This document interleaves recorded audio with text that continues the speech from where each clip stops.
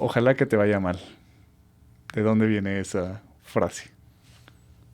Bueno, pues yo creo que, si te acuerdas, yo creo que no lo había pensado tal cual. O sea, simplemente esa vez que compartimos el maratón de Berlín, Ujú. pues bueno, al terminar, pues tú me pedías unos consejos, es decir, bueno, qué hacer o qué no hacer o qué hacia adelante. Entonces, pues reflexionando, yo me puse a pensar, decir, bueno, pues qué le decía uno a los hijos o qué le decía uno a las personas que uno quiere. Entonces dice uno, pues normalmente uno pensaría que te vaya bien. Pero bueno, cuando reflexionas sobre lo que la vida es, pues dices, pues ojalá que te vaya mal, porque finalmente cada vez que me ha ido mal, me ha ido mejor. Entonces mi conclusión fue esa, o sea, de repente queremos prepararnos solamente como en una vida rosa, donde todo es alegría, todo es felicidad, y resulta que quizás donde más aprendemos es de las circunstancias más difíciles. Entonces Y al final eso te hace crecer. Entonces finalmente, oye, si yo quiero que mis hijos crezcan, pues yo no debo de pensarles o de desearles una vida que sea en rosa, más bien es que estén preparados para recibir lo que la vida les ofrezca. no me acordaba que te lo había preguntado en Berlín, que de Pues ahí venía, exactamente es esa vez en esa plática. 2017. Correcto. ¿Y cuáles han sido las veces o dónde la primera vez que sientes que te fue mal y después te fue mejor? Mm, Quizás de la más relevantes, pues yo entré a trabajar a Coca-Cola, lo que era en ese entonces Grupo Visa, en 1985. Y bueno, después de 4 años y fracción, pues eh, recibo una muy buena oferta. De hecho, estaba yo en una promoción para irme a otra ciudad. Estábamos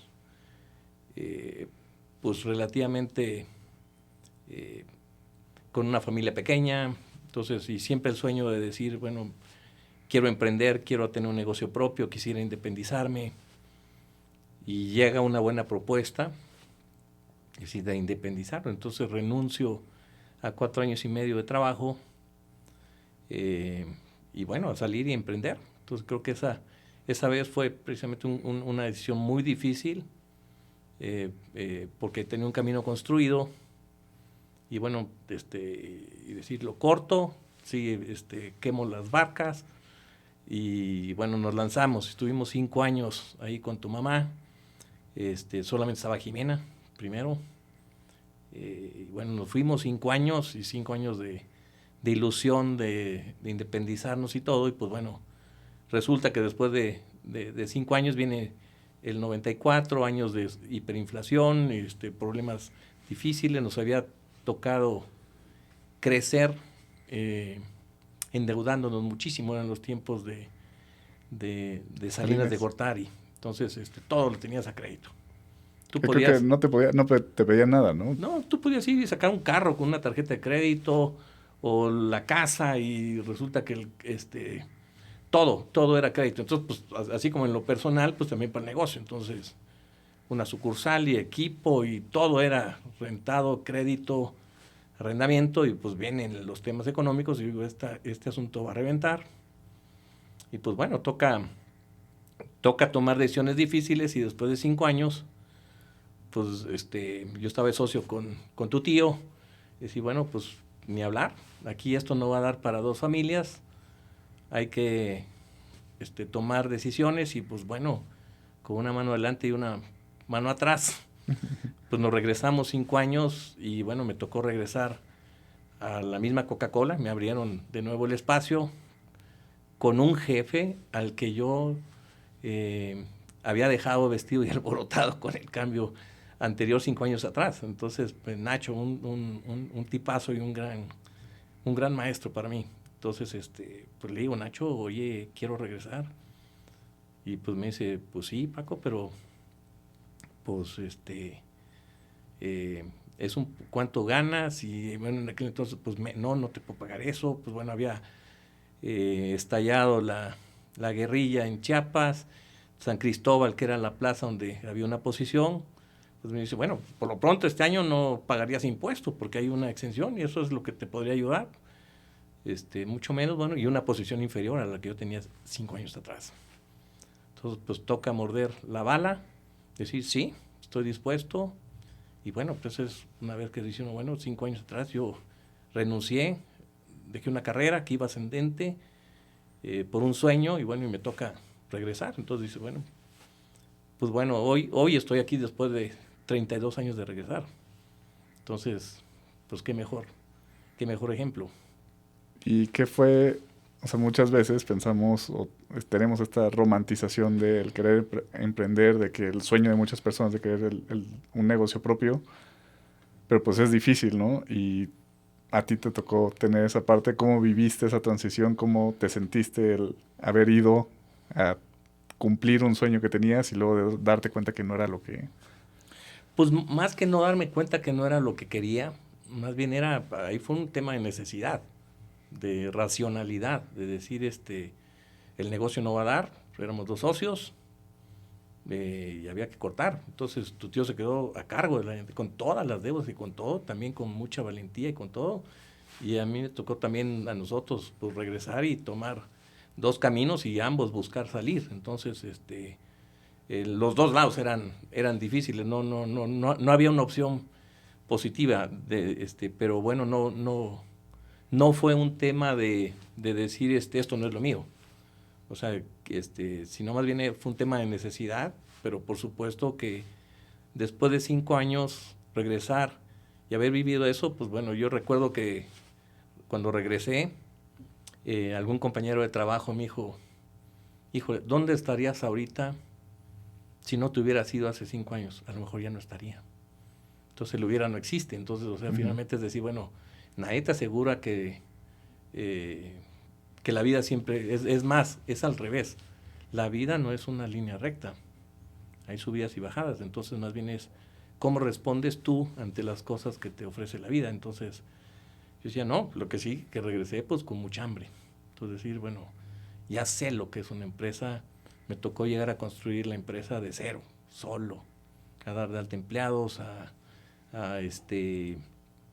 llegar al fin de semana y no tener dinero. Entonces también llegar y tu mamá me decía, oye, pues vamos y para la despensa.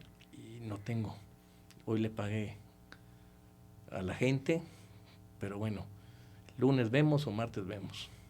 Vamos a cobrar créditos, ya veremos.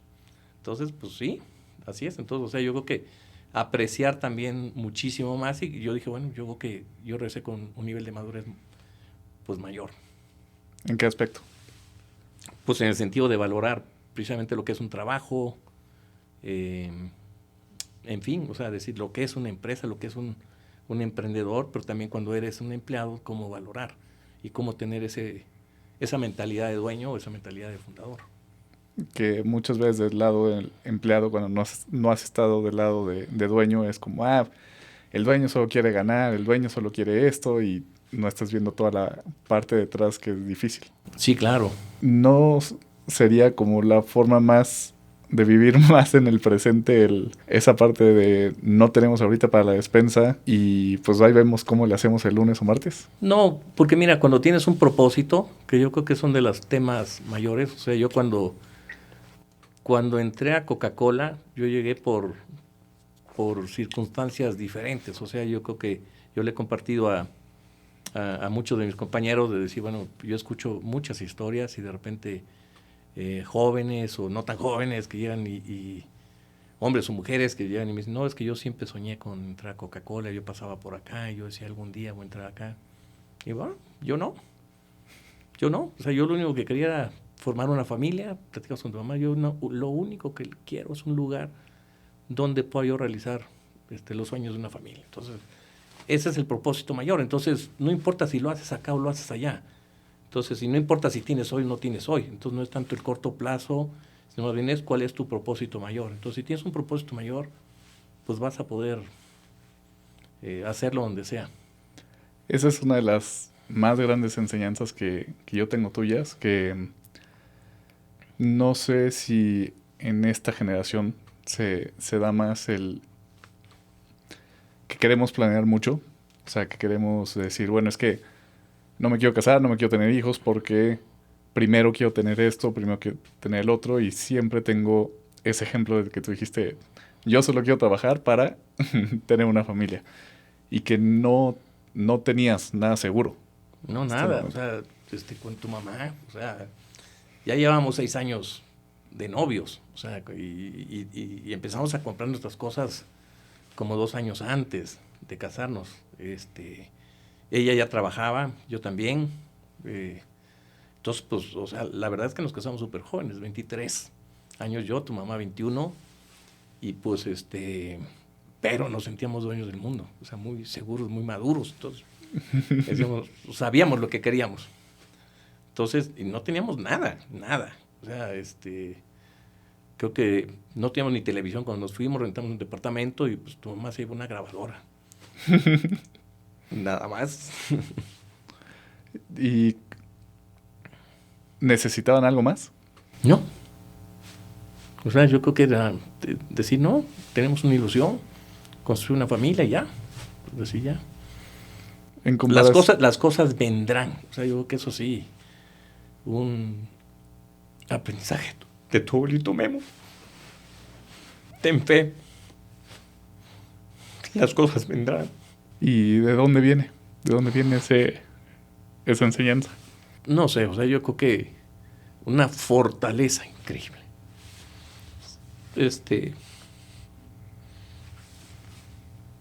No sé si debemos publicar esta. Pero, o sea, yo siempre vi a tu abuelito con una fe increíble. O sea, decir, ten confianza. O sea, bueno, de nosotros fuimos 8. O sea, y decir, wow, o sea, qué aventado. O sea, tu abuelita y tu abuelito, o sea, los dos. Pero creo que de lado y lado, pero mucha de tu abuelito por mi abuelita, la mamá de él. Uh-huh. Yo creo que, o sea, decía, una fe ciega. Entonces, bueno, ten confianza. Entonces, creo que también el tema del trabajo, yo creo que ese es uno de los valores inculcados también. O sea, decir, mira, tú obra bien. O sea, obra bien, trabajas, un hombre de principios, rectitud, justicia, respeto, humildad. Y lo demás, pues ahí vendrá, Dios proveerá. Entonces, pues con esa fe, creo que tanto tu madre como yo iniciamos este sueño, 40 años hoy. ¿Hoy? No, el 7 de febrero de este año. Pues mira, creo que es momento de decirlo. Este episodio lo tenía pensado desde hace mucho y justo lo estaba posponiendo porque creo que va a ser el más difícil de darle continuidad, de no quebrarse, de no llorar, pero quería regalarnos esta plática. Creo que vamos a tener que cortar mucho. Pero quería regalarnos esta plática porque creo que, por más que siempre platicamos, siempre estamos en contacto, no recuerdo cuándo fue la última vez que nos dimos un tiempo para platicar. Y por otro lado, pues eres la persona que más admiro. Todo lo que yo he aprendido, lo he aprendido de ti. Y todos esos valores, todas esas enseñanzas, creo que son muy valiosas y no me las quiero quedar para mí. Entonces, quiero, si alguien de verdad quiere conocerme o quiere conocer de dónde vengo, todo lo que hay detrás, pues de ti. Obviamente de mi familia, de mi mamá y todo, pero el ejemplo como hombre, pues viene de ti. Y no quería guardarme o después decir, ojalá hubiera grabado ese episodio con mi papá. Gracias, hijo. Así que, aunque tengamos que echar lágrima y estar cortando, que creo que había que romper el hielo para que pasara eso y podamos seguir platicando, pero no quería guardármelo. Y justamente eso, creo que vienes de, no quiero decir de la nada, porque vienes de la familia de mi abuelito, de mi abuelita, pero sí de un lugar humilde, pero con muy buenos valores, que te han llevado a donde estás hoy. Sí, o sea, fíjate, o sea, pues la vida te va enseñando, hijo. O sea, yo creo que hace muchos años igual, una vez estábamos en China con un amigo que murió, Rafa Fernández el Negro. Y estábamos platicando ambos. Él de origen también muy humilde, de Veracruz. Y algún día platicando los dos, entre buenos tragos y bohemia, ya solitos, de repente platicábamos de que nos debíamos de sentir muy orgullosos de donde estábamos. Pero él me enseñó una cosa más, me dijo, nos debemos sentir más orgullosos de donde venimos que de donde estamos. Entonces, eso creo que también es una de las lecciones aprendidas de vida de alguien más que te dice, oye, nunca te olvides de dónde vienes. Y regresando a esa parte del cómo después te fue mejor, digo, creo que es muy claro ya poner en la descripción del episodio lo que has logrado hoy en día, dónde estás, lo que has hecho, pero pues has tenido una trayectoria sumamente exitosa en Coca-Cola FEMSA. Hoy, a tus 63, estás teniendo probablemente tu mejor época de trabajo, tus mejores resultados, en un puesto que siempre soñaste. Pero en ese entonces, ¿cómo fue? O sea, es muy fácil ver ese futuro exitoso ahorita, ya poniéndonos en este punto, pero regresando a cuando regresaste a Coca, ¿sí lo sentiste así como un éxito o no? Yo creo que si uno quisiera pensar en decir, bueno, yo jamás me imaginé estar donde estoy hoy. Es una realidad. Y yo creo que también es parte de lo que uno tiene que ir poco a poco diciendo, viendo las metas hacia adelante. O sea, yo tuve un gran ejemplo con tu tío Pancho, un empresario exitoso. Y a mí siempre me gustó estar en medio de las pláticas adultas. Entonces, ver a mi papá con el tío Pancho sentado y las pláticas y oír a la gente mayor, pues siempre gusta. Entonces, yo creo que uno de los temas que de repente yo escuchaba a tu tío que nos decía, no tengan miedo, tomen retos, atrévanse. Entonces, como que eso me impulsaba mucho en ese sentido. Quizás tu abuelito Memo era más conservador, entonces yo tengo, creo que dos partes, o sea, la parte, por un lado te platico de tu abuelito Memo, pero por otro lado la parte de tu abuelita Ana, la familia Rivera, pues mucho más emprendedora, mucho más visión empresarial, más con otro sentido. Entonces yo creo que muy diferentes las dos familias, pero sin embargo pues creo que era una muy buena mezcla. Entonces yo decía, bueno, ¿cómo obtener lo mejor de las dos visiones? O sea, porque pues por ejemplo tu abuelito Memo no era alguien que pensara que ser empresario y por eso, o sea, decir, para tener éxito en los negocios, pensaba que quizás no había manera de progresar si no había una manera de no hacerlo 100% honesta. Entonces, yo le decía, bueno, ¿de dónde viene? ¿De dónde viene eso que tú pienses así? Bueno, y creo que finalmente era porque en algún momento de su vida su padre había puesto un negocio y él pensaba que quebró porque daba los kilos de a 100. Entonces, si daba el kilo completo, no era negocio. No dejaba. Entonces, sí, entonces como que entonces no había manera de hacer negocio. Entonces, quizás eso se le quedó ahí, pero por otra parte, pues yo te digo, de parte de la familia Rivera, pues tu abuelita, una excelente administradora, ahorradora, emprendedora, puso negocitos, iniciaba muchas cosas. Y la parte del tío Pancho, hombre exitoso en los negocios y todo. Entonces, como yo decía, bueno, estas son las dos visiones. Entonces, ¿cómo congeniar ambas cosas? Pues bueno, creo que es un justo medio muy bueno. ¿Y cómo las congeniaste? Pues yo creo que, por ejemplo, difícilmente hubiera visto a tu abuelito Memo mudándose tantos lugares. Pero yo no me hubiera imaginado tan bien, nunca. O sea, prácticamente crecimos en una misma casa, casi toda la vida, una misma ciudad, los mismos amigos. y de pronto se abre este mundo. Entonces, a la hora de entrar. Y lo que sí tengo muy claro es de que yo jamás dije que no. Entonces, yo dije, bueno, esto va.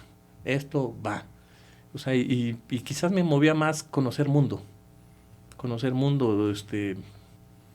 Alguna vez les platiqué a ustedes de algún momento, años más adelante de la carrera, ya cuando una vez nos reunimos con otros dos amigos, dos compañeros de trabajo que habían sido mis jefes anteriormente, y estábamos platicando de la vida, porque precisamente pues, habíamos tenido unas sesiones de business plan, terminaron los procesos, nos salimos, fuimos a cenar, a tomar una cerveza, y siempre eminentemente platicamos de los hijos. Los tres tenemos hijos pequeños en la escuela y viendo y la universidad y qué va a hacer, el seguro, no compraste seguro, no compraste, qué hiciste, y todo eso. Entonces, pues uno de ellos, Ricardo, un gran amigo y un gran jefe, es un gran líder, de repente él comenzó y dijo, bueno, ¿y ustedes qué piensan? ¿Qué les deberíamos dar a los hijos? ¿Ricardo Valtiera? Sí, ¿qué les deberíamos de dar? Y no sé, empieza la plática por los tres lados, Carlos Pano, Ricardo y yo. Y Ricardo dice, bueno, yo creo que a los hijos les deberíamos dar mundo. Porque si a los hijos les damos mundo, pues ellos van a no temer a ninguna circunstancia. Y bueno, Carlos dice, oye, pues yo creo que les deberíamos dar estudios. Pues los dos habían sido mis jefes, mayores que yo. Y bueno, yo callado, yo decía, bueno, híjole, aquí me preguntan estos, ¿yo qué voy a decir? Entonces, pero finalmente me preguntan, me dicen, bueno, ¿y tú? ¿Qué opinas? ¿Qué? Híjole, dije, pues yo creo que les deberíamos de dar hambre.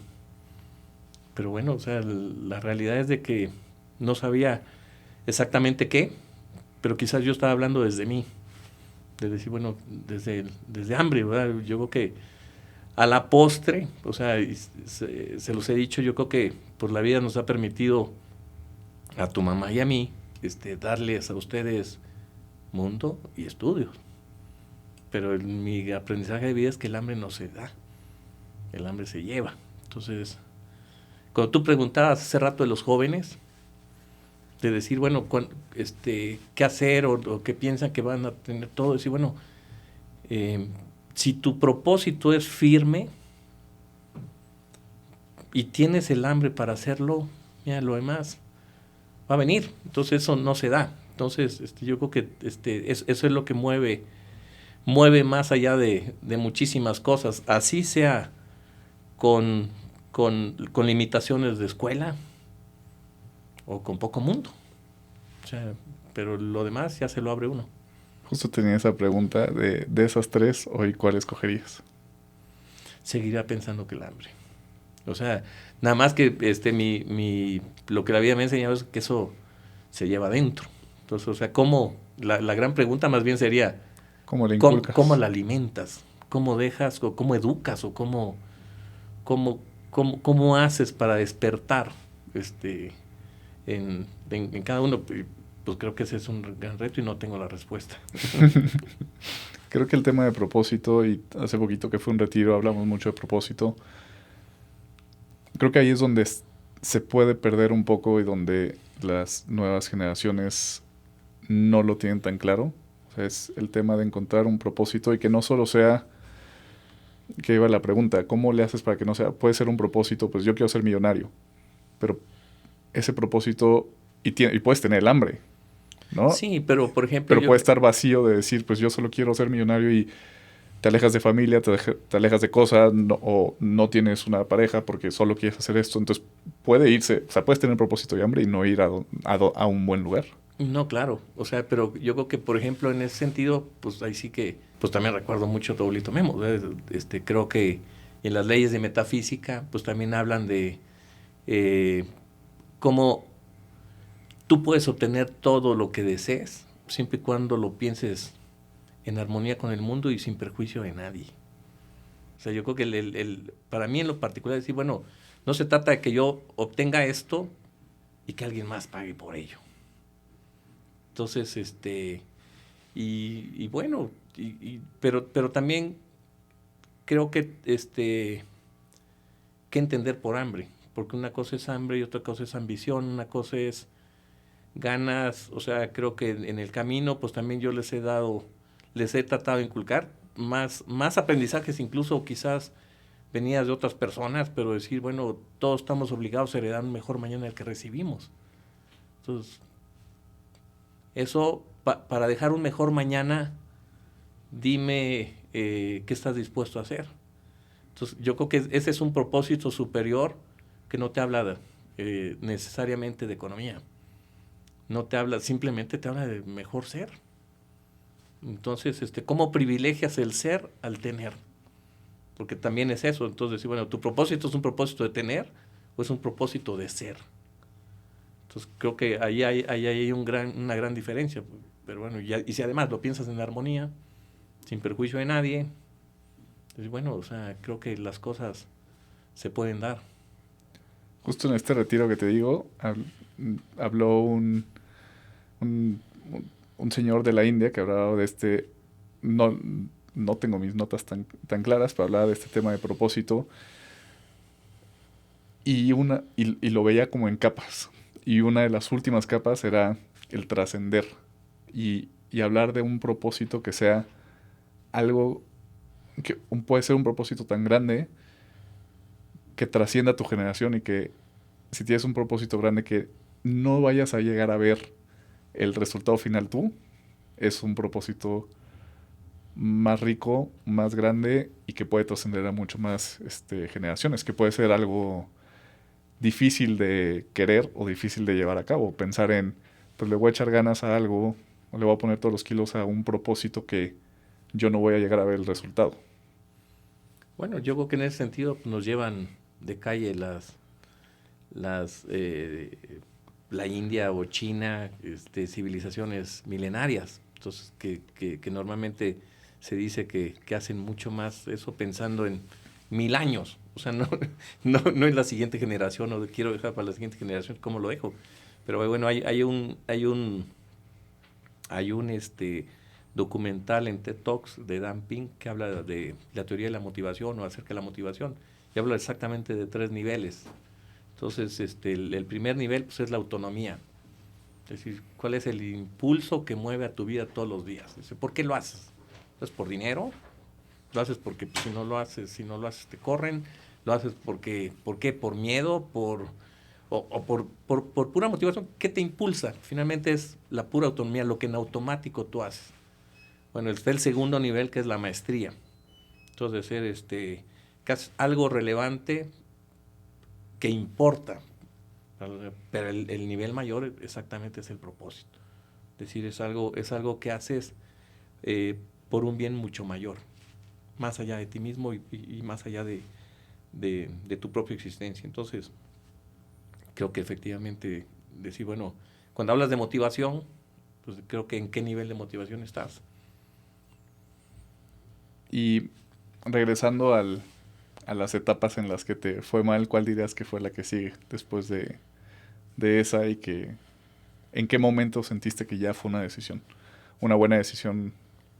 O más bien, ¿en qué momento sentiste que ya no había sido un fracaso, sino un aprendizaje o había sido una... Pues mira, la realidad primero es en reconocer el fracaso y el usar el fracaso como un recurso positivo. O sea, porque recuerdo muchísimo que ya habiendo regresado, después de 5 años, con dolor y con muchas cosas adentro, tuve la entrevista de Javier Franco, un psicólogo que nos llegaba a entrevistar de la compañía y nos hacía entrevistas y todo, y una entrevista muy rica, porque además él, un tipo que te veía y te encueraba, o sea, ya te empezaba, ¿y por qué?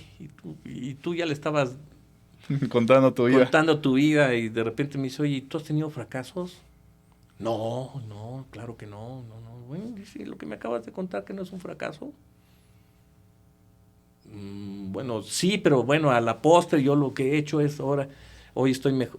No, o sea, tú sabes que las compañías americanas ya no contratan si no tienes fracaso. No, fracasote el que tuve. Entonces, o sea, primero, entonces creo que el gran tema es reconoce el fracaso como un recurso. Entonces yo creo que a raíz de esa experiencia, pues me puse a pensar en cuántas cosas, incluso desde más chico. O sea, yo podía decir, bueno, yo hubiera querido ser gimnasta. Bueno, no hice lo que tenía que hacer, no fui gimnasta. Yo quería estudiar fuera de Chiapas y pues bueno, mi papá no pudo, no tenía los recursos económicos para que yo fuera. Yo quería en cualquier otro lugar menos en Tuxtla estudié. Pero además resulta que fue en Tuxtla y ahí hemos hecho toda la vida. Ahí nacieron, aunque nacieron en San Cristóbal, hemos vivido mucho más tema y nuestra vida ha estado mucho más alrededor de Tuxtla. Entonces, ¿dónde dices que no? Y de pronto ahí ven. Entonces yo creo que de reconocer el tema del fracaso, decir, bueno, aquí está, y así ha sido. Entonces, esos de pequeñas cosas también, no solamente las grandes cosas. Creo que eso es un tema recurrente dentro de los invitados, que a veces cuando les hago esa pregunta de dime, ojalá que te vaya mal, algún fracaso que después se haya transformado en un éxito, varios dicen como no, pues es que no lo veo como fracaso. Pero pues creo que sí es importante reconocer el fracaso y aceptarlo. Es decir, fracasé, no fue lo que yo pensé, aunque después aprendas, aunque después trasciendas de eso, pero creo que es importante reconocerlo. Y desde la vulnerabilidad, o sea, yo creo que también incluso hoy, a la postre, ejecutivamente creo que cuesta mucho trabajo el reconocer la vulnerabilidad, de decir, bueno, pues bueno, sí, he pasado por estas cosas, han sido temas difíciles, no ha sido fácil. ¿Por qué? ¿Por qué dices? No, o sea, porque yo creo que quizás también se mitifica el tema de un ejecutivo, pues que solamente uno ve al hombre frío, retos, resultados, posición. Es un humano, con éxitos y con fracasos, con alegrías y con tristezas, con todo. Entonces bueno, yo creo que también eso, desde el punto de vista del liderazgo, es una fortaleza, no es una debilidad. Entonces, mientras más autenticidad hay, pues más, yo creo que el impacto del liderazgo es mucho mayor. Hablando de hambre, yo me acuerdo de que sea, cuando tenía 14, 15 años, que me escribiste un escrito que decía despierta. Porque yo era muy dormilón y todo el tiempo me tenías que estar regañando para ir a la escuela, para ir a la universidad y despertarme. ¿Cómo lo ves para atrás esa parte? O sea, ¿sientes que era algo natural? ¿Sientes que tenías que hacer algo? ¿Sientes que, no sé, cómo lo ves para atrás? No sé, o sea, sí tengo perfectamente presente ese escrito, pero bueno, incluso pues también ahí te escribía yo porque hay una teoría ahí atrás de comportamiento humano, que no solamente en las familias, sino también en las empresas. Entonces, decía, bueno, ¿cómo reaccionan las personas? Hay una teoría de Chris Argyris que dice de teoría inmadurez y madurez e inmadurez, las dos ópticas. Entonces, ¿cuál es el comportamiento de una persona inmadura y cuál es el comportamiento de una persona madura?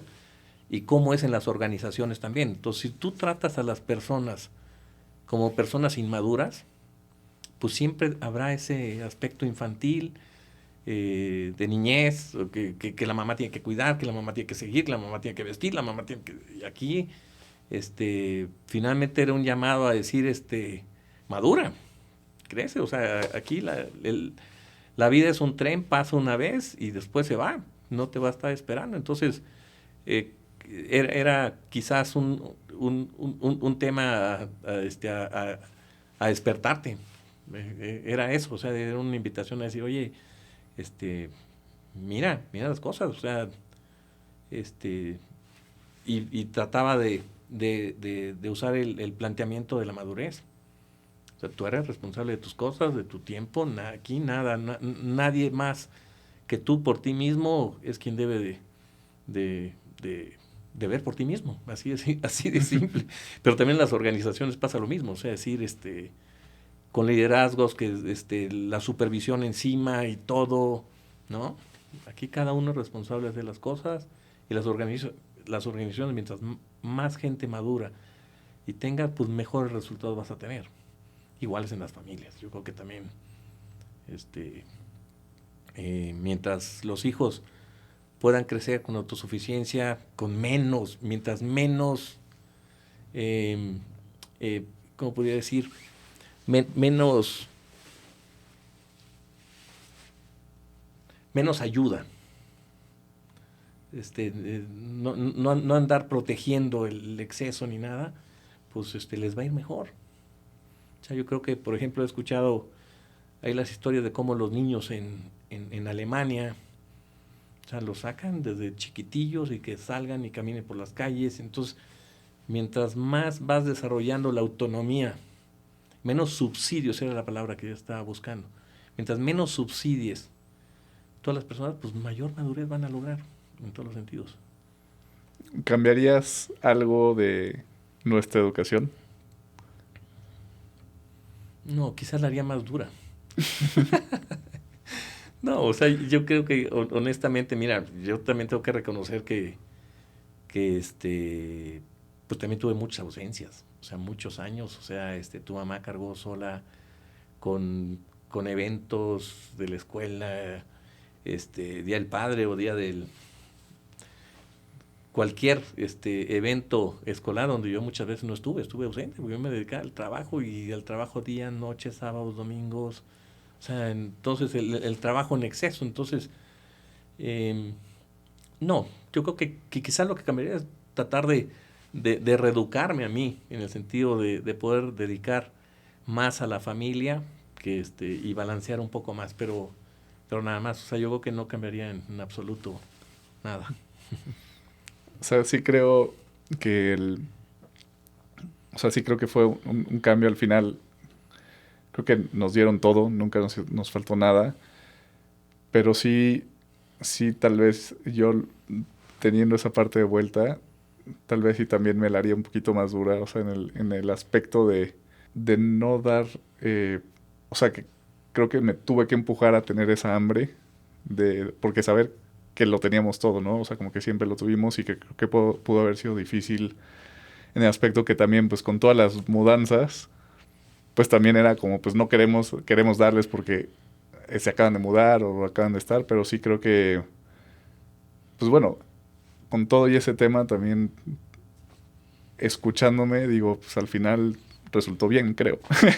Pues sí, sí, o sea, yo creo que les he platicado, bueno, aquí, híjole, luego ventila uno temas, pero por ejemplo, platicando con tu tío Paco Wilson, y me dijo que una vez él le reclamó a su papá. Dijo, papá, mira, cómo... Dijo, ¿estás orgulloso de lo que tú eres? Dijo su papá. Sí. Entonces creo que hice un buen trabajo. Entonces yo creo que a la postre, pues bueno, yo creo que siempre se pueden hacer cosas mejores. Esa es una realidad. Pero bueno, o sea, pero es mejor estar construyendo hacia adelante que estar viendo hacia atrás. Sí. Entonces siempre es mejor decir, bueno, ¿cómo puedes tú heredar un mejor mañana del que tú recibiste? Sí. Esa sería una buena tarea en todos los sentidos. Sí, creo que, de todos modos, creo que no hay una respuesta correcta nunca con todas las personas que he platicado en este tema de educación de hijos, como que, por otro lado, estaba platicando con Alex, que es mi socio en los Airbnbs, y platicando con él justo fue que salió que su papá fue todo lo contrario, que es, no te voy a dar nada y tú te lo tienes que ganar y vas a chambear. Y hoy es muy exitoso porque lo empujaron a eso, pero también él ve como un poco de resentimiento a su papá de, es que fue muy duro conmigo y esto. Tienes las dos ¿Cuál es partes, el balance correcto? Pues no hay uno bueno, correcto. O sea, creo que las dos funcionaron. O sea, hasta cierto punto las dos funcionaron. Entonces, bromeábamos de decir, pues escoge tu trauma. ¿Cuál vas a tener uno u otro? Pero de todos modos, pues sí. vas a tener uno y ya es correspondencia de nosotros como adultos pasar. Y esta fue mi circunstancia, qué aprendo, qué es lo que me llevo, qué es lo que quiero replicar, qué es lo que no. Y bueno, yo creo que también en todo también hay un tema atrás de moralidad que es la intencionalidad. Yo siempre les he hablado a ustedes de cuál es la intención atrás de cada cosa. O sea, porque yo creo que cuenta mucho la intención. desde dónde lo haces. Entonces yo creo que ese tiene mucho más valor de cómo tomas lo que tu padre o tu madre o tu pareja o desde dónde lo hace, cuál es la intencionalidad de. Entonces, si es amor, si es pues fustigar, o sea, tu abuelito Memo me decía a mí, al tigre, al toro de Lidia se le pica para que brinque, para que saque la casta, para que reaccione, para que dé y muestre su fortaleza. Entonces, pues bueno, desde dónde lo haces, creo que eso es también muy, muy relevante. Estoy muy de acuerdo y creo que lo que sí he llegado yo a concluir de mi proceso es que independientemente de todo, de cualquier cosa en mi crecimiento, lo que nunca me faltó fue amor. Entonces, yo creo que eso es el pilar fundamental de todo. O sea, como el tener ese amor incondicional. eh, Puedes tener algo muy grande que dar al mundo y te hace crecer bien. Creo que eso es independientemente de cómo escojas educar a tus hijos, Sí, todo sí, lo sí. demás, creo que eso es el valor fundamental. Porque no hay fórmula, o sea, no es matemática, o sea, no es científico, pues, el asunto. Me acuerdo de una época cuando estuvimos aquí en México, cuando yo estaba en secundaria, que fue una época bien difícil para ti de trabajo, de mucho estrés. Cuéntame un poquito más de eso.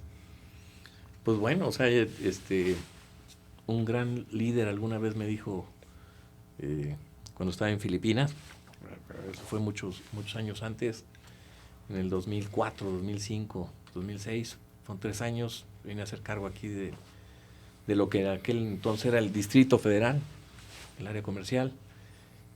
Fueron 3 años, pero de verdad difíciles, duros. Pero cuando estaba en Filipinas, que digo, Rafa Suárez, un extraordinario líder, me dijo, cuando nos visitó en Filipinas, y me dijo, ¿cómo te estoy yendo? Pues fíjate, Rafa, que la estamos sufriendo por esto. Me dijo, mira, siempre podemos aprender, pero cuando nos va mal, aprendemos más. Entonces, cuando nos está yendo mal, cuando tenemos mucho más, y es una realidad. O sea, yo creo que esos 3 años aquí en el Distrito Federal, pues también, ¿cómo forjas el acero? Con fuego. Entonces, pero también conoces a las personas en el fondo bajo las peores circunstancias. Entonces tú vas a sacar lo mejor también de todas las personas o lo peor bajo las circunstancias más difíciles. Entonces yo creo que las circunstancias difíciles te ayudan a ver de qué estás hecho. Entonces yo creo que quizás es muy fácil ser exitoso en una condición favorable, pero es más difícil ser exitoso en una condición no favorable. Entonces, o cómo distingues con claridad el buen desempeño en malas circunstancias o el mal desempeño en buenas circunstancias. Entonces yo creo que también desde esa óptica, yo creo que también esos 3 años aquí en la Ciudad de México, pues nos hicieron probar 1000 cosas, probamos, intentamos, le hacíamos, no jalaba, fracasaba otra vez. Pero cómo nunca pierdas de vista qué es lo que estás buscando y hacia dónde quieres ir. Finalmente, también algún otro gran líder en otro momento me dijo, y estando en Tampico, también bajo condiciones muy difíciles, me dijo, asegúrate de estar haciendo las cosas correctas. Si estás haciendo las cosas correctas, tarde o temprano el resultado llega. Entonces yo creo que esas son de las grandes lecciones de vida, decir, oye, te va a ir mal en la vida. O sea, no estés solamente pensando en la vida, pero más bien es qué actitud tomas y además, pero tú analiza, reflexiona y decir, ¿estoy haciendo las cosas correctas? Sí, tarde o temprano los resultados van a llegar. Si estás haciendo lo correcto, asegúrate de entender qué cosa es lo correcto. ¿Y cómo sabes que estás haciendo lo correcto? Porque puedes estar haciendo lo correcto en circunstancias malas y pues, como tú lo dices... no son las correctas quizás. O sea, más bien es decir, yo creo que sí eso es filosofía pura, porque no es, haz A, B, C, D, y entonces las cosas van a funcionar. Entonces, si no, más bien es cuestiónate, o sea, ten la capacidad de autocrítica, eh, pero bueno, también ahí esa es parte de la magia de gerenciar o de liderar, como para decir, hasta dónde estoy siendo obtuso, demasiado terco en algo que no va a funcionar, o estoy convencido que es lo que es, pero tengo que irme asegurando que voy moviendo de alguna manera las cosas para finalmente terminar aflojando los temas y dar el salto que estoy esperando. Entonces, en resultados. Pero bueno, creo que esos han sido de los aprendizajes más fuertes, pero que también te nutren. O sea, yo recuerdo haber salido de la Ciudad de México 3 años después, nos mandan a Veracruz, vamos a Veracruz, y de igual manera yo llegué con todo lo aprendido aquí en la Ciudad de México. Y vas a provincia, entonces vas más fuerte, en una circunstancia más fácil, y potencian los resultados. Y otra vez, y vienen para arriba, porque todo lo aprendido son recursos, todo lo que la vida te ofrece son recursos. Entonces, ¿cómo tú vas haciéndote de recursos? Y cómo vas también desechando lo que no sirve, porque no es solamente ir echándole carga a la mochila. Ok. Y en esa parte, ¿cómo te diste cuenta que sí estabas haciendo, en ese caso particular, como las cosas correctas aunque no estuvieran funcionando? Porque el tiempo quizás ya no con uno, después ves que tarde o temprano las cosas funcionaron. Entonces no necesitas estar ahí. Entonces quizás, bueno, mira, no estábamos mal, íbamos correctos. Lo ves a la postre, aunque ya tú no lo veas. Entonces, yo creo que es eso. Y después, me acuerdo perfectamente, también otra vez aquí en Ciudad de México, la última vez que vivieron acá, que estabas, o sea, como que siempre soñaste con tener esa dirección de aquí del Valle de México, la dirección comercial. Hubieron cambios y no te tocó. Y pues fue un momento difícil para ti, que hoy se puede ver cómo eso después fue potencialmente un éxito, pero cómo lo sentiste y cómo lo transformaste después tú en algo bueno. Pues de igual manera, hijo, yo creo que si estás claro tú con lo que tú quieres, tú no eres eh, el resultado. También. O sea, tú eres quien gestiona resultados, pero no eres el resultado. Y tú eres también quien toma las decisiones, entonces, respecto a la vida futura. O sea, yo creo que en ese sentido, pues siempre sí me he sentido siempre muy accountable de decir, estoy tomando esto porque es mi decisión. Siempre pude optar por no, a una o a otra cosa. Entonces, y la vida no es igual. O sea, en este camino de 32 años he tenido muchos ascensos, pero también he tenido descensos. Entonces, las de emociones también te enseñan.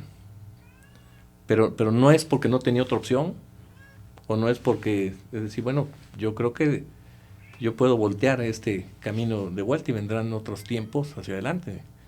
Entonces yo recuerdo haber llegado a Tuxtla, la zona sur, de vuelta, pues, literalmente, pues puede haberse visto, esto fue una emoción, y sí lo fue. Entonces, pues yo llegué con el equipo allá de zona sur y le dije, oye, bueno, pues aquí una de dos, hay dos maneras de verlo. O a mí me bajaron o a ustedes lo subieron, así que yo les voy a exigir como que a ustedes lo subieron. Entonces vamos a trabajar ahí. Entonces tuvimos unos buenos años ahí exitosos, y bueno, y de nueva cuenta otra vez al juego. Y ahorita que estás, o sea, cuando viene la oportunidad de la dirección comercial dirección operativa, más bien en Venezuela, ¿qué significó eso para ti? Bueno, pues yo creo que hace rato tú hablabas y decías algo de trascendencia. Entonces yo creo que quizás más allá de la posición, que creo que es dices, bueno, yo ya estoy en un plano, ya di lo que tenía que dar, ya no tengo apego, ya no tengo otra motivación mayor más que dejar un legado. El legado sí, ya lo podías haber tenido con esto o sin esto, pero bueno, creo que si se conjuntan una manera de decir, bueno, puedo tomar este otro reto como un punto culminante de carrera, pero además lo que me mueve ya no es qué sigue, sino es decir, voy a tratar de ir y dejar mi mayor esfuerzo por enseñar a las siguientes generaciones. Pues bueno, creo que eso me llena de energía y de ganas y me quita un peso de decir no estoy pensando ni cuidándome las espaldas ni nada más que ir y entregarme al 100 para tratar de dejar una tarea de lo más decorosa posible, pero no por el número y no por mí, no por tratar de dejar en las nuevas generaciones. Y bueno, o sea, realmente de tratar de impactar y de trascender con otras generaciones. Justo estoy leyendo un libro que se llama Win the Inside Game de Steve Magnus y habla de qué es lo que hacen los high performers. Todavía no sé cómo traducirlo perfectamente, pero las personas que se desempeñan al más alto nivel, científicos, artistas, deportistas, qué hace que lleguen a su mejor nivel o que puedan dar los mejores resultados. Él dice que se ha encontrado que generalmente es cuando pueden enfocarse en el proceso y no en el resultado, ¿no? Que es más o menos lo que platicas ahorita. Que a veces es difícil separarlo, más si eres un atleta, si eres un eh, gerente, un CEO, lo que sea que necesitas, te piden un número de resultado, pero ahorita que me lo cuentas veo que creo que va de esa parte y él dice, los mejores desempeños los tienen cuando pueden disfrutar y no tienen esa presión de desempeñarse, sino están El disfrutando. resultado va a ser una consecuencia. Ujú. Entonces, pues sí, alguna vez algún colaborador, o sea, teníamos unas sesiones y de repente yo les dije, oye, a ver, proyectemos esta lámina donde establecimos objetivos y él dijo, bueno, ¿quién puso estos números? O sea, ¿de dónde salieron estos números? ¿Cómo llegan a esos números? Yo, los puse yo. No, pues no, le dije, es que, ¿sabes cuál es la diferencia? En que primero se fijan los números y luego se buscan los cómo. O sea, si tienes una intención, vas a poner los números y luego lo vas a ir a buscar los cómo. Y no al revés. O sea, de repente queremos, mira, si haces A más B más C más D, entonces el resultado va a ser Z. Pon Z de resultado. No, yo, a ver, espérame. O sea, decir, ¿cuál es primero ponemos la ambición y luego vemos qué tan lejos o si la moderamos o no, pero la ambición va por delante, porque entonces eso mueve a los equipos y busca los cómo, retas capacidades, busca romper el status quo y no al revés. Hemos hecho A, pues sale B. Y dice, ajá, entonces pues pongamos B, ¿no? ¿Y cómo le haces para que no sea un tiro al aire esa ambición? Pues creo que también viene sustentado en experiencias y en haber probado. O sea, claro que tú puedes también ir haciendo pilotos más pequeños, si quieres, pero pueden haber muchas maneras de iterar y de confirmar que tu ambición es correcta, pero también tienes benchmarking. Entonces haces las referencias del mundo, las referencias de otros países, las referencias de otras compañías. Entonces dices, a ver, pues están acá, ¿por qué no? ¿Dónde están las diferencias? Entonces, entonces es tratar de llevar a la introspección también al equipo para retarse. Entonces, sí, o sea, claro que ahí está la magia. Es decir, bueno, ¿cómo y hasta dónde llevo a un equipo? O sea, porque también es importantísimo cumplir expectativas. Que hay O sea, una...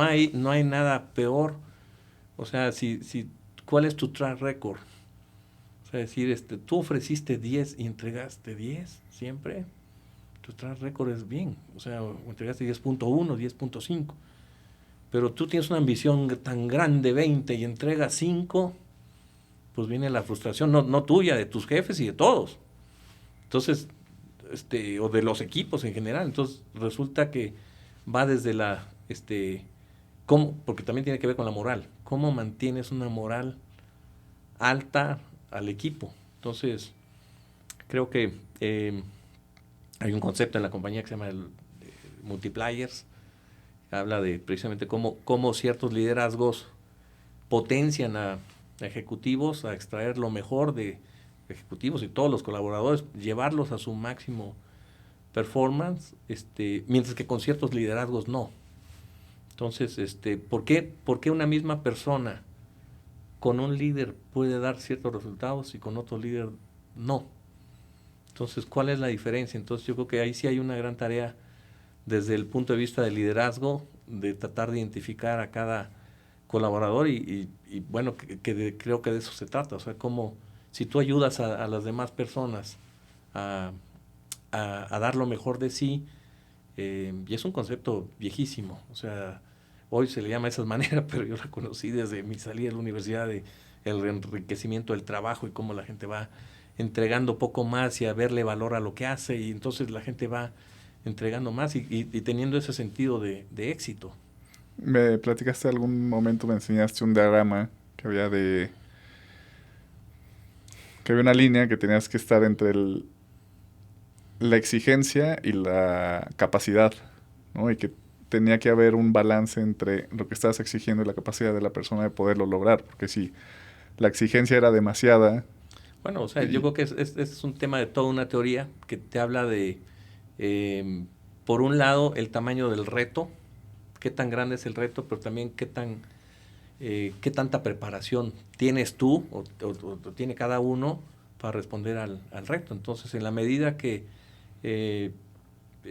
pues tú te sigues preparando o la gente se sigue preparando para retos mayores, si el tamaño del reto es grande y la preparación es grande, pues entonces eso va a explotar.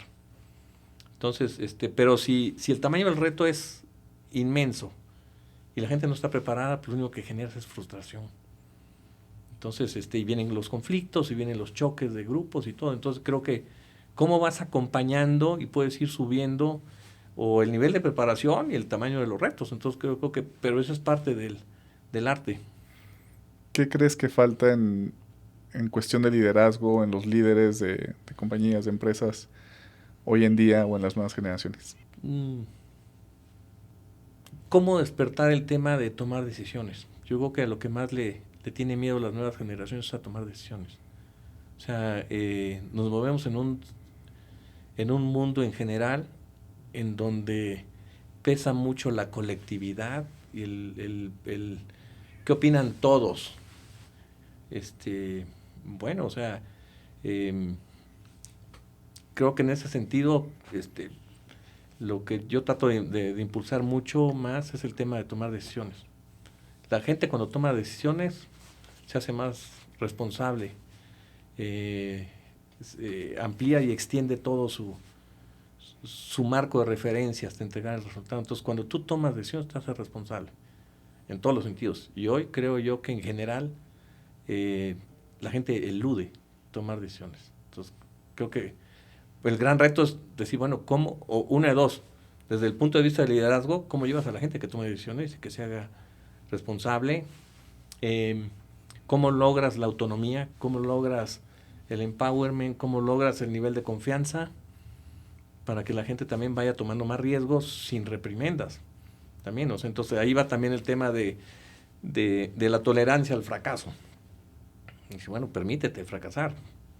Entonces, y permítele a permítele, por eso, permítete y permítele a los colaboradores atreverse y fracasar. O sea, yo creo que hay miles de ejemplos ahí, desde Michael Jordan. Bueno, para yo tener ese rating de acertar las canastas, pues tengo cuántas fallas tengo. Entonces, y cuánto entreno yo fallando, cuánto fallé. pero bueno, la gente de repente nada más ve los puntos que completó, no los que falló. ¿Y por qué crees? ¿A qué crees que se deba esa falta de toma de decisiones? Pues evadir responsabilidad, es muy fácil estar cómodo, perdido en el anonimato, entonces, y por eso también hay un poquito el tema del hambre. Entonces, la gente que tiene más hambre está más dispuesta a tomar decisiones. Entonces, yo creo que, pero bueno, es parte del liderazgo el tratar de ir llevando y provocando a que la gente tome decisiones. O sea, yo creo que si hubiera, he tratado de hacer, es bueno, ¿cuáles serían los 5 consejos que yo le daría a la gente en general? Uno de esos sería la toma de decisiones. Tomen decisiones, atrévanse, la sugerencia del tío Pancho. Atrévanse, tomen decisiones. Entonces creo que eso en lo particular, yo creo que sí he tenido esa fortaleza. También me he equivocado. Entonces, pero bueno, pero de eso se trata la vida. ¿Y cuáles son los otros 4 puntos? El primero es, habla más allá del propósito, pero en el sentido de transformación. O sea, yo creo que lo que yo le sugerí a los equipos en general es abracen la transformación. Entonces, o sea, finalmente es ver cómo vas. El punto número 1 sería ese, abraza la transformación. O sea, cómo estás abierto al cambio permanente. O sea, cómo haces que el cambio no sea un tema de dolor, porque el cambio incomoda, el cambio genera incertidumbre, el cambio da inestabilidad. Entonces, ¿cómo haces que el cambio sea una constante en tu vida y un recurso más que... Entonces, cuando tú tienes un propósito, pues siempre vas a estar atento al cambio, no importa, que no te dé miedo. Si tu propósito está allá, entonces es enlazar ahí el tema del cambio con el propósito. Ese es el número 1. El número 2, quizás, el hacer tribu. O sea, si no puedes hacer nada solo. Entonces, en la medida en que logras cohesión, grupo, la unes con propósito, un cambio pero con sentido, y empiezas a hacer tribu, pues empiezas a lograr colectividades, y puede ser de grupos más pequeños hasta grupos más grandes. Entonces, cómo crear identidad, generar unidad, ya no solamente personal, sino también colectiva. Entonces creo que ahí vas. El tercero quizás sería un pensamiento que toda la vida me gustó desde que entré la primera vez a Coca-Cola, y era una frase de Robert Woodruff que decía: el mundo es de los inconformes. Entonces decía, hoy se dice muy fancy en inglés, always on. Pero de todas maneras, es decir, el mundo está cambiando, la velocidad del cambio es tremenda. ¿Cómo permaneces con los ojos abiertos y cómo no te satisfaces también con lo que hoy tienes? Porque si hoy estás bien, pues bueno, ¿cómo sigues atento, no pierdes la capacidad de asombrarte y estar admirando la tecnología, el mundo, la naturaleza y todo, y estás con los ojos abiertos? Entonces, ¿cómo permaneces? Y esa es una fuente natural para la innovación, es una fuente natural de crecimiento, es una fuente natural de satisfacción. La cuarta es la de toma de decisiones. O sea, yo creo que igual, un gran líder, Peter Vigan, a mí me enseñó una vez y me dijo, hay 3 niveles de decisión. Nivel 1 es mi decisión. Me encantaría saber lo que tú opinas de este tema, pero al final de cuentas es mi decisión. Número 2 es tu decisión. Entonces, pues bueno, ¿cómo le hago? Déjame darte mi opinión, pero al final de cuentas es tu decisión. Entonces tú cargas con la responsabilidad. Yo te puedo decir todo lo que yo opino, pero es tu decisión. Y número 3 es nuestra decisión. Ahí sí no salimos de aquí hasta que no salgamos con una decisión conjunta. Entonces, yo creo que ese pensamiento, primero el hecho de toma de decisiones, pero la otra es cómo tomas decisiones. Primero entiende muy bien cuáles son tus decisiones, cuáles son las decisiones de los demás y cuáles son las decisiones colectivas. Entonces creo que en ese sentido pues y lo puedes aplicar en todos los foros. Bueno, yo lo trato de aplicar en casa también, pero bueno, no siempre se puede. Pero clarifica mucho las cosas, o sea, porque si no, le sigues dando vueltas y en las organizaciones pasa, no, es que a mí, es que nos preguntaron y luego hicieron lo que, bueno, aclara siempre. Creo que también el dar claridad, a ver, espérenme, me encantaría escucharlos a todos, denme su opinión, es una decisión que me corresponde y la voy a tomar, ayúdenme a enriquecer la decisión. Entonces, que el tener claridad y el ejercer la toma de decisiones. Y bueno, y la última es diviértete. Privilegia el ser al tener y sé feliz. Entonces yo creo que si haces lo que te gusta, pues bueno, vas a poder disfrutar enormemente la vida y lo que hagas. ¿Qué significa el éxito para ti? ¿Serían esas 5 o algo diferente? No, yo creo que el éxito es tan relativo como tus expectativas. O sea, yo creo que cuando hablamos en decir, tú puedes, si tu ambición es grandísima, si lo pones en términos económicos o de posición o de lo que sea, y logras la mitad, pues va a estar frustrado, pero si es a la inversa, pues entonces tu sentido de éxito es mucho más grande. Entonces todo va en función de la expectativa. O sea, yo creo que el éxito es tan relativo como te lo pongas. O sea, yo creo que finalmente a la larga, pues yo creo que te vas a contestar, vas a volver al tema del propósito, el para qué hacías todo, no cuánto lograste, porque yo creo que muchas veces el éxito se quiere medir en términos de cuánto lograste, o económico, o en posiciones, o lo que sea. Más bien es, oye, ¿lograste tu propósito?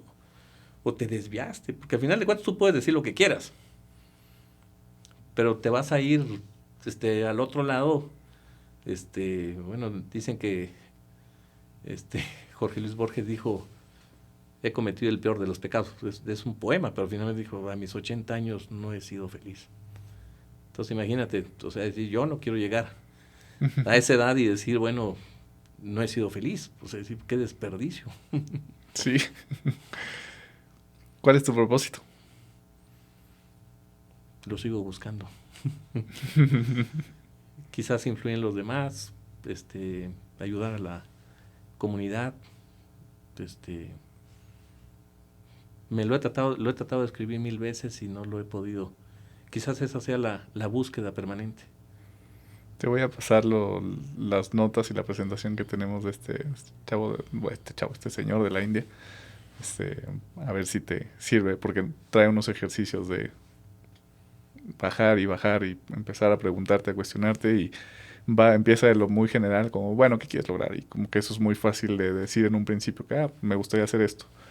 Pero cuando empiezas a cuestionar, bueno, y ahora, siguiente paso, siguiente profundidad, pues empieza a surgir diferentes cosas. No quiero que termine la plática sin que me cuentes un poco más también de tu parte deportiva, de tu historia de los maratones. Hace poquito me mandaste tu trayectoria de maratones. ¿A qué edad empezaste a correr maratones? Pues mi primer maratón lo hice a los 52 años. O sea, alguien pensaría que es de toda la vida o quizás que es demasiado tarde. Y la realidad es de que nunca es demasiado tarde. O sea, yo en lo particular, pues bueno, a los 52 años, hoy tengo 63, ya va para 11 años que hice mi primer maratón. Lo hice con tu hermana Jimena. Entonces, quizás empezamos jugando con la idea. Entonces, o sea, sí, siempre me gustó correr. Yo creo que desde la primaria, yo veía a tu tío Guillermo, se iba al cerro, allá atrás de San Cristóbal, el Cerro de la Hormiga, se iban a correr con sus amigos en las veredas. Y ya conforme fuimos creciendo, pues con tu tío Jorge y los amigos, pues íbamos a imitar a mi hermano mayor y sus amigos que se iban para el cerro. Y ahí empezamos a trotar, pues realmente no era grandes carreras ni nada, pero el ejercicio siempre estuvo ahí como parte fundamental de la formación. Bueno, pasó la secundaria, la preparatoria, el fútbol americano, en general, la universidad, y bueno, siempre seguí corriendo, no tanto. O sea, te diría de verdad que para mí correr 10 kilómetros era una barrera psicológica. Sí, o sea, 10 kilómetros yo decía, wow. Pues normalmente corría 5, 6, 7 kilómetros a lo mucho, pero quizás como trabajaba en la mañana y estudiaba en la tarde en la universidad, pues eso era por lo que daba tiempo también. Entonces lo corría rápido, quizás 35, 40 minutos y regrésate, báñate, desayuna, y corre el trabajo, regresa, come, vete a la universidad, regresa a las 10 de la noche, cena, el día siguiente otra vez, 6 de la mañana. Pam. Entonces, como decía, bueno, 10 kilómetros, no, está lejísimos. Entonces, muy pocas veces llegué a correr más de eso. Entonces yo creo que quizás alguna vez cuando estaba en el Americano, alguna vez nos aventamos una vuelta al periférico en San Cristóbal y eran 16, 17 kilómetros, todos acalambrados y parando, corriendo, caminando. Pero era una proeza. Entonces, romper la barrera de los 10 kilómetros, pero bueno, eso es parte del aprendizaje quizás, decir, bueno, cómo están los límites en la cabeza de cada uno y a dónde pone uno el límite. Entonces, bueno, pasó el tiempo, bueno, yo fumaba, tú sabes que fumaba y tengo más de 15 años de haber dejado de fumar y quizás de una vez que de un día para otro dejé de fumar, dije, es el ejercicio. Entonces empecé a correr más, entonces empecé a correr más distancias y empezó a hacer un poco más el hábito de correr. Y bueno, y estando en Tampico en el 2011, 2012, estuvimos por allá hasta parte del 2013, empecé a participar en carreras. Entonces ya fueron una de 13, y wow, ya rompí la de los 10 kilómetros y uno se va poniendo una de 15, y de pronto una de 10 y de pronto viene una de medio maratón de Tampico y ahí vamos, ahí compartimos con Rubén las carreras y con Edgar, los tres corríamos juntos, Rubén con mucha más velocidad, Edgar yo le ganaba un poco, pero bueno, salimos como caballos locos al medio maratón en el arranque y por ahí del 11, 12, 13 kilómetros yo empecé a sentir cómo me iba yo quedando, Edgar se quedó, Rubén se adelantó y yo empecé a sufrir muchísimo con ese medio maratón. Entonces, pasó y en eso pues ya pasó tu mamá y Frank en la camioneta y Jimena que estaba de visita y hola, yo iba a 14, 15, no, yo tengo que llegar. Y no terminé tan mal, honestamente terminé 2 horas 03, algo así el medio maratón, pero terminé hecho pedazos. Entonces cuando de repente crucé la meta, viví el tiempo, pero más bien era cómo me sentía yo, porque caminé a ratos en esa segunda parte, porque había salido muy mal preparado, mal hidratado, o sea, no tenía ni la experiencia ni nada. Terminé hecho pedazo y dije, bueno, un maratón en mi vida lo voy a hacer. Entonces pasó ese medio maratón, y entonces el maratón quedaba muy lejos de pensamiento. Entonces, pero bueno, cuando estábamos viviendo en Filipinas, empezó con tu hermana que empezó a correr. De repente ella corrió un medio maratón en San Cristóbal y de repente dijo, oye, pa, ¿y si corriéramos un maratón? Pues sí, estaría padre, pero jugando en pensamiento. Total que pasó el tiempo, regresamos de Filipinas a inicios del 2016 y yo sí vine frustrado porque otros 2 amigos, Carlos Alfredo y Javier y Manrique, los 3, habían corrido 2 maratones en Filipinas y yo no me había podido unir al grupo de ellos. Corrieron Tokio y corrieron Osaka.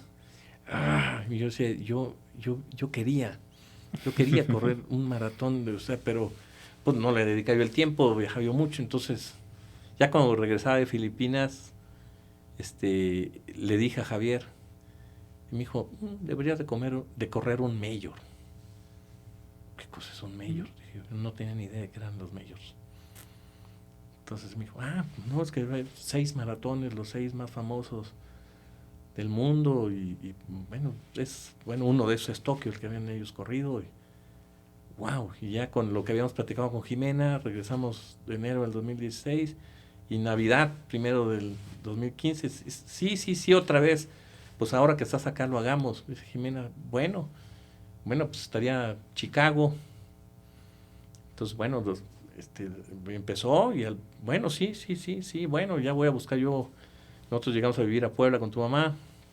Bueno, pues voy a buscar un entrenador en Puebla.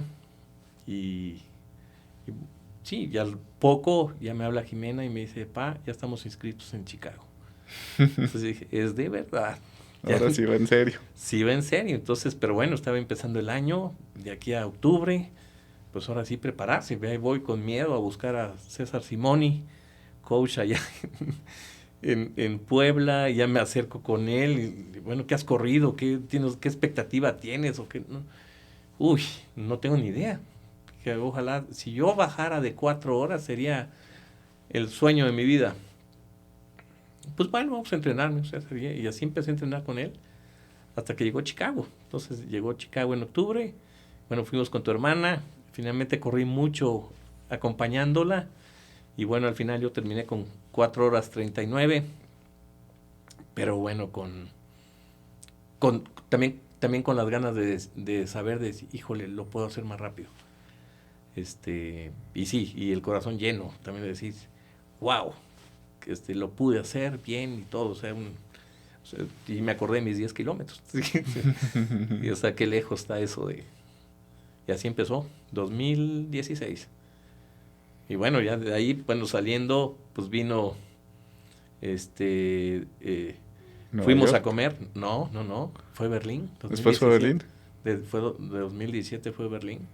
Pues precisamente fue cuando salimos, fuimos a comer ya todos juntos.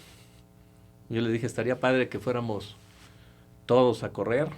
Frank, tú y Jimena. Y tú sí te apuntaste. Jimena también. Claro que después se enteró que estaba embarazada. Entonces Jimena ya se dio de baja, Frank no se anotó y tú sí. Y entonces fuimos a Berlín 2017.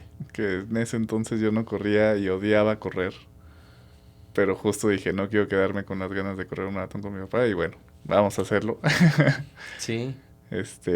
Y después de eso, pues bueno, ya vienen, quiero que me platiques un poco más de los últimos 2 maratones, que ya fueron los que te ayudé en la preparación. Primero, ¿cómo sentiste la diferencia en la preparación, empezando con Tokio, con tus preparaciones anteriores? Bueno, yo creo que una de las primeras grandes diferencias fue trabajar fuerza, que creo que eso era una variable muy importante. O sea, tú me lo habías dicho. O sea, por ejemplo, de hecho, el caso de Berlín, bajé de las 4 horas. Y fue la primera vez que bajé de 4 horas, 3:57, pero con una experiencia de que el medio lo hice en muy buen tiempo. Creo que fue como una 56, una 55, por ahí fue mi primer medio maratón de Berlín, pero a la segunda mitad me acalambré, lesiones que no atendí bien. Entonces creo que, pero desde ahí viene el tema de pensar, fue eso, porque ya después vino Nueva York en el 18, ahí la pausa del COVID, hasta andar buscando que no quedábamos en Tokio, y finalmente vino Tokio. Entonces ya cuando ya empezamos en Tokio, pues bueno, ya empezamos en forma el entrenamiento contigo, y creo que la variable fuerza fue un factor súper importante. 2, pues también fue el tema de entrenamientos diferenciados, con metas específicas de qué quieres lograr. Bueno, creo que es bien importante platicar de Londres, porque vino Londres antes que Tokio. Uh-huh. Y yo traía que el tiempo estimado para poder calificar para Boston, que honestamente que creo que esa era la motivación mayor de seguir por los otros majors, era Boston. Entonces dije, bueno, para mi edad, arriba de 60, yo debo hacer 3:50. Londres lo terminé en 3:47 y yo dije, ya la hice. Porque ya 3:50 3:50 era pero bueno, ese año el corte fue con más de 5 minutos. Entonces 3 minutos abajo no fue suficiente y quedé fuera. Entonces vino Tokio. Entonces, wow. me tengo que preparar para Tokio, pero ahora me tengo que preparar con un tiempo mucho mayor. Entonces, no solo un tema de qué cambió en el entrenamiento y que hubo diferente, sino también porque el reto era mayor, era bajar, ¿cómo me voy a preparar para bajar de 3:40? Y ese fue el método. Bueno, y en el proceso, pues bueno, creo que fue la preparación donde mejor me había sentido hasta ese momento de todos los anteriores maratones. Entonces, la realidad es de que corrí el medio maratón allí en Caracas, hice 1:50 y terminé muy bien. Entonces, 2 semanas ya antes de ir a Tokio, entonces yo dije, no, yo estoy en mi mejor momento, con la mayor fuerza, me siento extraordinariamente bien. Entonces, bueno, creo que el caso de Tokio pues fue un poco también entre exceso de confianza. Finalmente, llegamos el viernes y como el domingo. Entonces creo que también fueron 15 horas de vuelo.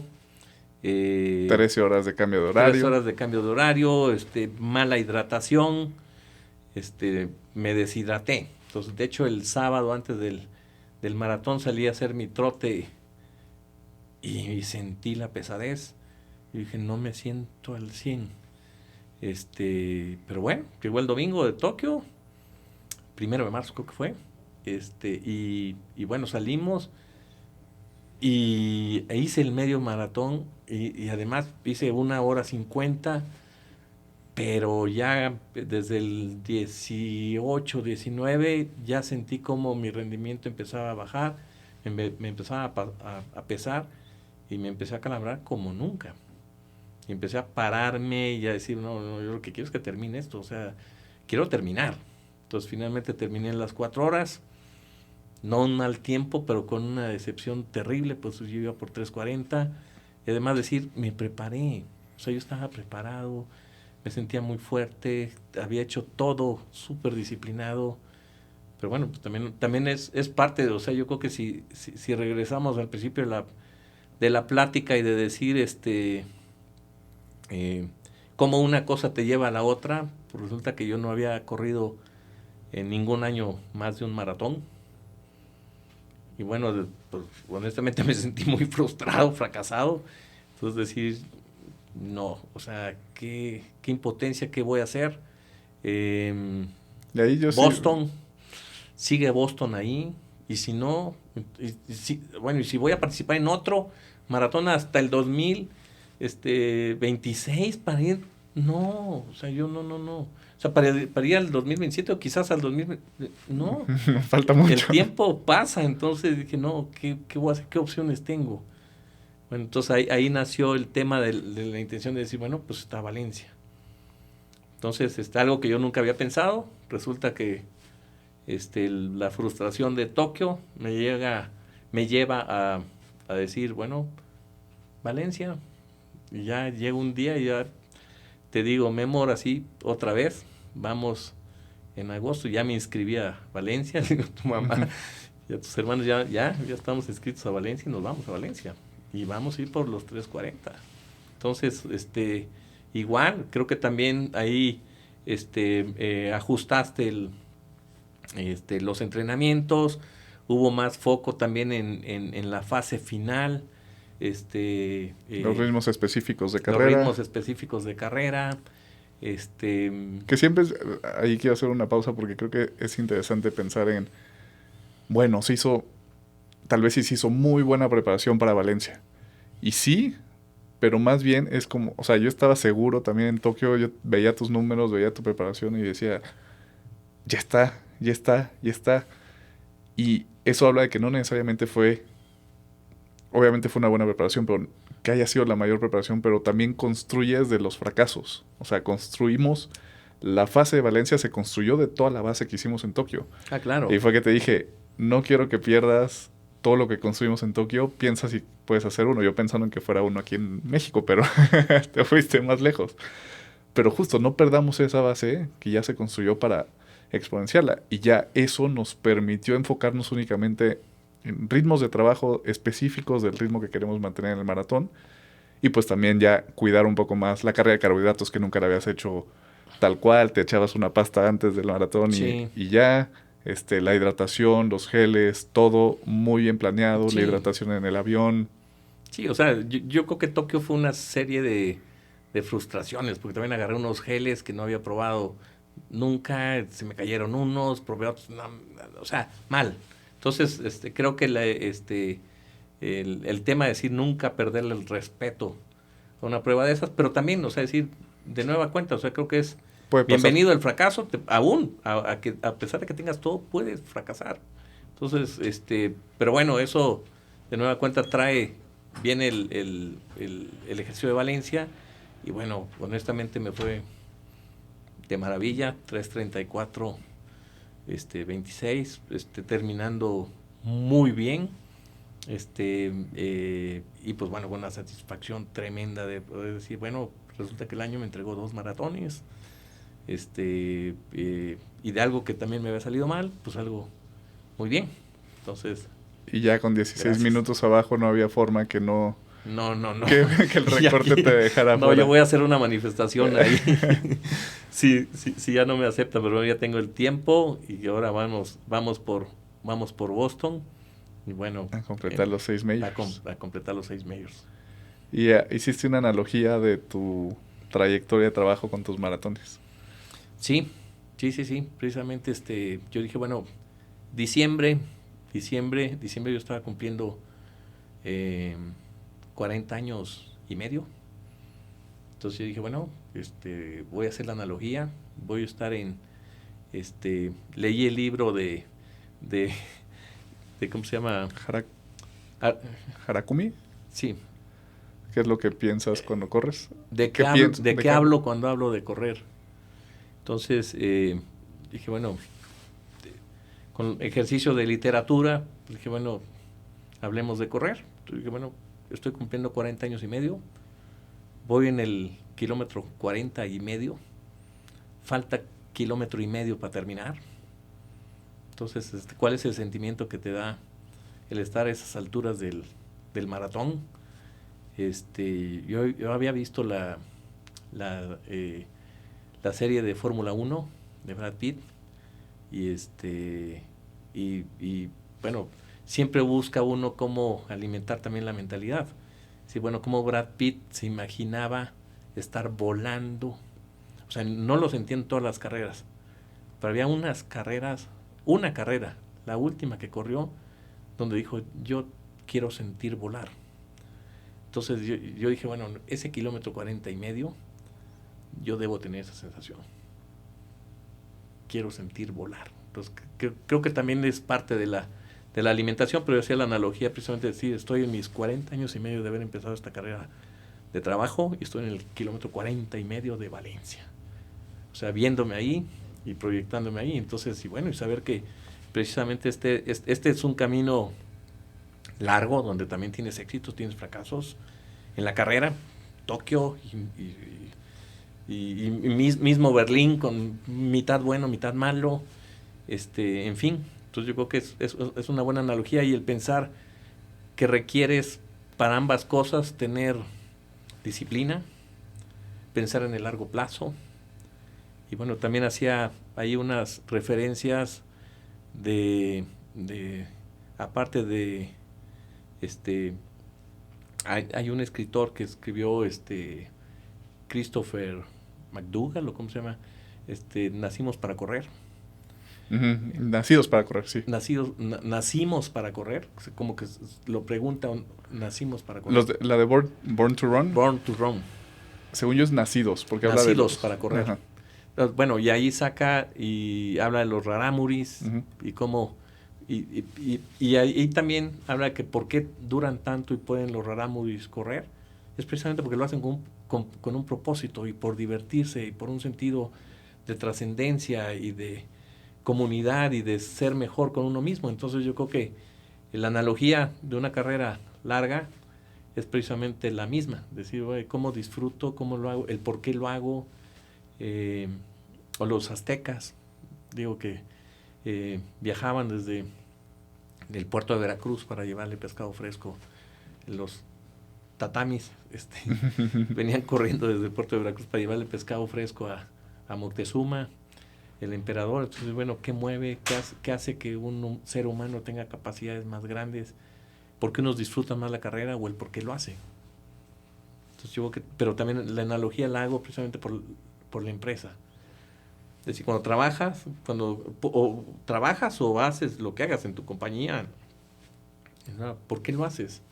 Entonces, y el pensamiento a largo plazo, de un sentido mayor, de cosas, pues le da doble sentido. Me encanta. Me encanta me gustó mucho esa analogía que hiciste y sientes en tu carrera, en el kilómetro 40.5, que estás flotando o no, que estás volando. No lo sentí tan literal, pero sí puedo decir que sí lo lleva yo tan presente, tan en mente, que disfruté muchísimo. Entonces, entrar a esa alfombra azul en Valencia, imaginarme, o sea, ya falta ahí, ya cuando entras a la alfombra azul te faltan 700, 800 metros. Pero el verla desde antes, cuando estás allá, dices tú, ya estoy en ese 1.5 kilómetros, ahora sí, corre, ya, acelera, ya no tienes nada que, nada que, perder ni nada, al contrario, todo es, y sonríe.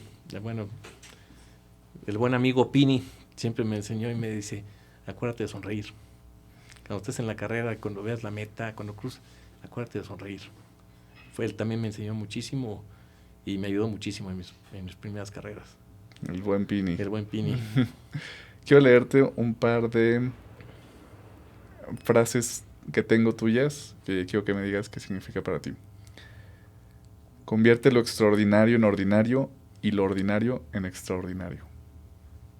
Bueno, a todos los equipos se los he dicho, o sea, y hago la analogía con la carrera. O sea, decir, para mí era extraordinario correr 10 kilómetros. O sea, y de pronto resulta que hoy, a mi edad, me paro y puedo correr 10 kilómetros todos los días. Es ordinario. Entonces, bueno, ¿cómo eso que tú puedes ver? Pero esa es una analogía, es decir, todo lo que en la vida quieras, lo puedes ver tan alto, tan lejos como tú quieras, pero, y lo ves, es extraordinario. Entonces, ¿cómo inspirar a que eso que se ve tan lejos lo hagas ordinario? Pero después, el gran reto, y ese es como, alguna vez encontré eso como una definición de ejecución impecable o de excelencia. Decir, bueno, y una vez que lo extraordinario lo haces ordinario, hazlo extraordinariamente bien. O sea, también tiene que ver, no, o sea, por nunca perder el sentido de que ya se volvió rutina, ya se volvió... No, además es hacerlo con maestría, si fuera el segundo sentido de motivación, y más si lo haces con propósito, entonces hacerlo extraordinariamente bien. Entonces, también tiene que ver una invitación a la excelencia. Nada de lo que un hombre ha sido es o será, lo ha sido, lo es, ni lo será de una vez para siempre, sino que ha llegado a serlo un buen día y otro buen día dejará de serlo. Pues bueno, esta es una frase que quizás lo leía yo o escuchaba yo en alguno de tus podcasts, que a lo mejor se simplifica en todo pasa. Así de simple. Entonces puede ser tan complicado el escucharlo, pero nada es constante. Entonces yo creo que es la vida, si eres exitoso hoy, nada te asegura que vas a seguir siendo exitoso. Pero también si no lo eres, nadie, no significa que no pueda hacerlo. Entonces, nada de lo que el hombre es o ha sido, lo es o lo será para siempre, sino que algún día ha llegado a hacerlo y otro buen día dejará de serlo. Entonces, ¿cómo te sueltas tú a la vida? También con el desprendimiento, de poder dejar cosas, de poder desprenderte, o sea, no aferrarte ni a nada, pero tampoco a que te determine. O sea, yo creo que es un gran pensamiento. Y lo puedes ver tan pesimista u optimista como lo quieras ver, que Alex Hormozi, un creador de contenido, dice, en 3 generaciones nadie se va a acordar de ti. Y primero ese pensamiento puede ser, que la chingada que nadie se va a acordar de mí, pero después, si nadie se va a acordar de mí en 3 generaciones, pues no importa lo que yo haga, lo que piense la gente, no importa. Y va del mismo sentido de lo voy a dejar de hacer o lo voy a hacer en algún momento, y esa impermanencia lo hace que te relajes y dejes de preocuparte un poco más por el que dirán o lo que va a ser o lo que no fue. Pues ¿no? sí, así es. Yo creo que más bien es ¿por qué lo haces? De nueva cuenta, o sea, yo creo que es ¿o para quién? ¿Lo estás haciendo para alguien? Entonces más bien no. Es decir, si lo haces por el sentido que lo haces con la intención con que lo hagas, eso es más importante. Y además todo pasa. Entonces, también el dejar ser y disfrutar la vida como es, con lo bueno y con lo malo. Sí. Alguna vez, yo creo que capacidad de desprendimiento, una vez estaba yo con tu tía mía y perdió su casa. Por unos temas o lo que sea, sin entrar a detalles. Y le dije, tía, ¿cómo te sientes? Dijo, ay, mijito, Diosito me prestó esa casa durante 40 años. La disfruté. ¿Qué óptica? Sí, saber que todo es prestado en esta vida. Pues sí. Pam, creo que ahí dejamos el episodio. Sabía que iba a disfrutar mucho esta plática. Creo que alcanzamos a poner la gran mayoría de las enseñanzas que me acuerdo tuyas en este episodio, y va a quedar grabado en cámara y también en mi corazón. Gracias, hijo. Un beso. Gracias. Si eres un atleta híbrido o te gustaría convertirte en un atleta híbrido, yo puedo ser tu coach y puedes contactarme a través de Instagram @memosilva.fit. Con eso terminamos el episodio de hoy. No olvides que la mejor forma de apoyar este podcast es calificando con 5 estrellas en Spotify y Apple, así como dejando una reseña en Apple Podcast y compartiendo el episodio con alguien que crees que podría interesarle. También recuerda escribirme tus comentarios y seguirme en @memosilva.fit, y nos escuchamos la próxima semana. Fitness es lo que tú decides que es mejor para tu vida, más allá del fitness.